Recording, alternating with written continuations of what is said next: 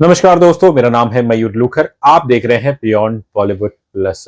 Nepotism की बात हो तो फिर बेचारे हमारे करण जौहर साहब वो ज्यादा दूर नहीं रहते हैं। बल्कि आज तो खैर ही directly involve in the nepotism discussion.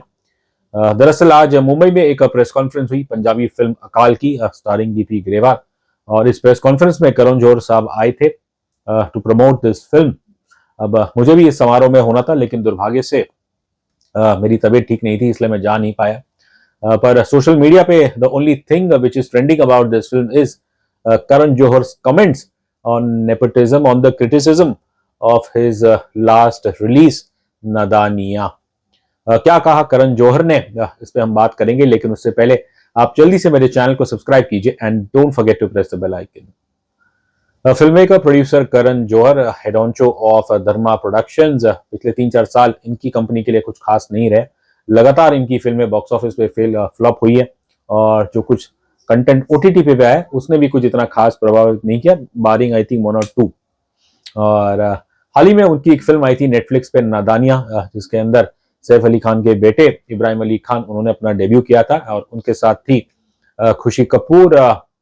ये फिल्म मैंने देखी तो नहीं, लेकिन जो कुछ सुनने में आया रिव्यूज, तो मेरे ख्याल से आई वुड से 98% फिल्म को बहुत ही नेगेटिव रिव्यू मिले हैं।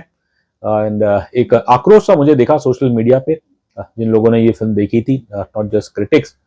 और अब इस फिल्म की जो क्रिटिसिज्म हुई है उसको लेके आज करण जौहर साहब उन्होंने एक बात कही है। अब मुझे नहीं पता एग्जैक्टली उन्हें क्या सवाल पूछा गया, लेकिन बड़े ही सटीक तरीके से यहाँ पे क्रेडिट देना पड़ेगा कि करण जौहर साहब जब कुछ कड़वी बात भी करनी होती है तो वो बड़े अच्छे शब्द जो इस्तेमाल करते हैं और उसे सही ढंग से मीडिया के सामने वो पेश करते हैं।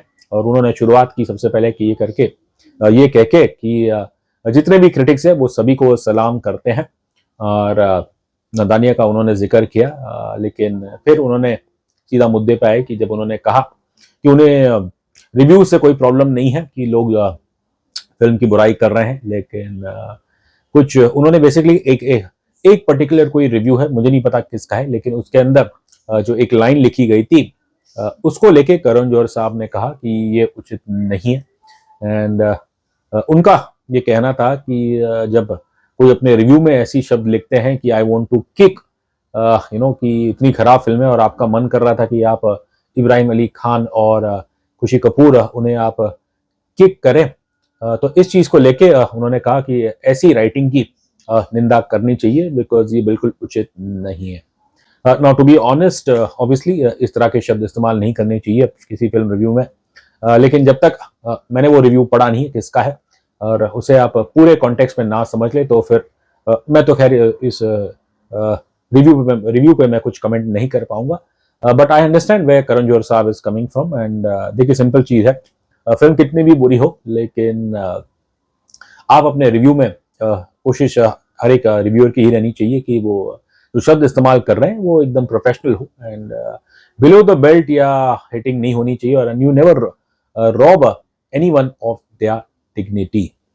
करण जौहर साहब के अनुसार कि इस तरह के शब्द इस्तेमाल करना ये वायलेंस का उसको बढ़ावा देते हैं, और असल जिंदगी में ऑब्वियसली वायलेंस कोई चाहता नहीं है, तो फिर आप अपने रिव्यू में भी ऐसे क्यों शब्द, वायलेंट शब्द क्यों आप इस्तेमाल कर रहे हैं। I am sure lot of people will agree with Karan Johar's this comment, लेकिन सवाल तो यही है कि भाई जो एक्टर्स आपने चूज किए वो तो किसी फिल्म क्रिटिक ने चूज नहीं किए।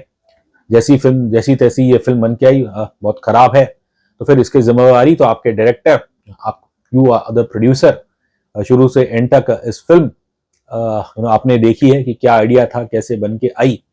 तो फिर सवाल तो ये है कि भाई जब इन दोनों की एक्टिंग जैसा कहा जा रहा है कि बहुत ही खराब थी और ओवरऑल फिल्म बहुत खराब बताई जा रही है, तो फिर करण जौहर साहब ने इस प्रोजेक्ट को अप्रूव कैसे किया। वेल, ये मुद्दा ऐसा है नेपोटिज्म का कि to be honest it sells like hot cake on social media, specially YouTube.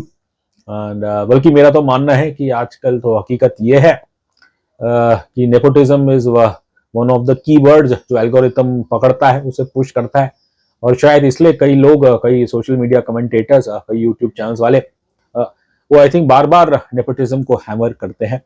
Personally if you ask me, nepotism किसी भी, not just film industry, I think किसी भी इंडस्ट्री के लिए वो अच्छा नहीं रहता है। And I said this before कि सिनेमा की देखिए प्रॉब्लम है कि सिनेमा कहीं छुप नहीं सकता। सिनेमा के अंदर जो नेपोटिज्म है, जब आप मेरिट पे कास्टिंग नहीं करते हो तो फिर आपका काम कहीं छुप नहीं सकता। वो फिल्म आएगी चाहे बड़े पर्दे पे आए या ओटीटी पे आए, और अगर जो भी उसमें एक्टर्स हो, अगर they are not up to the mark, बहुत ही उन्होंने बुरा काम किया है, तो फिर ये दौर ऐसा है कि लोग फ्रस्ट्रेट होते हैं, they get angry. Just imagine कि लाखों लोग ट्राई करते हैं मुंबई में आने के लिए, बॉलीवुड ज्वाइन करने के लिए, लेकिन मात्र मेरे ख्याल से 1 या 2% लोगों की किस्मत चमकती है। बस चुनिंदा लोगों को मौका मिलता है फिल्मों का, और मोर इम्पोर्टेंटली हीरो या हीरोइन बनने का। तो फिर ऐसे वक्त जब वो देखते हैं कि कोई बहुत ही लेस डिजर्विंग या फिर totally below the mark actors उन्हें मौका दिया जाता है, तो फिर उनके दिल से पूछिए कि उनपे क्या बीतती होगी। करण जौहर साहब ने एक बात और कही कि जो क्रिटिक्स जो आप लिखते हैं, जरा ये भी सोचिएगा कि यदि इन एक्टर्स के माँ बाप या परिवार वाले पढ़ेंगे तो उन्हें कैसे लगेगा। Well, I will just have one thing to say to Karan Johar साहब, यदि अगर मैं इन एक्टर्स की जगह में रहूं और मैंने खराब काम किया है, तो ऑनेस्टली स्पीकिंग मैं तो चाहूंगा ही नहीं कि मेरे घर वाले मेरा ये बुरा काम देखे। देखिए, एक आध फिल्म के ऊपर आप किसी को राइट ऑफ भी नहीं कर सकते। And to be honest, I like Khushi Kapoor in Loveyapa, and ये फिल्म मैंने नहीं देखी है, तो नदानिया के बारे में तो मैं कमेंट नहीं कर सकता हूँ। And Ibrahim Ali Khan, similarly I have not watched the film, I can't comment on him, लेकिन जो रिएक्शन आए हैं लार्जली वो तो खैर नेगेटिव ही है। And obviously you know there is no hiding behind the fact कि the talents in this film didn't do the were not up to the mark. Film overall अच्छी शायद नहीं थी।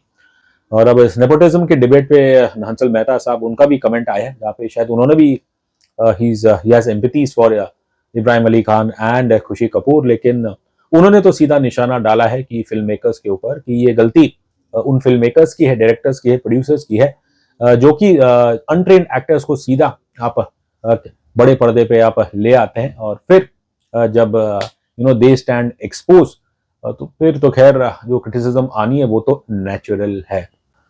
सिनेमा खासकर Bollywood is going through a rough time, और I don't think ऐसे दौर में Bollywood can afford to back half baked या फिर सब स्टैंडर्ड क्वालिटी आर्टिस्ट।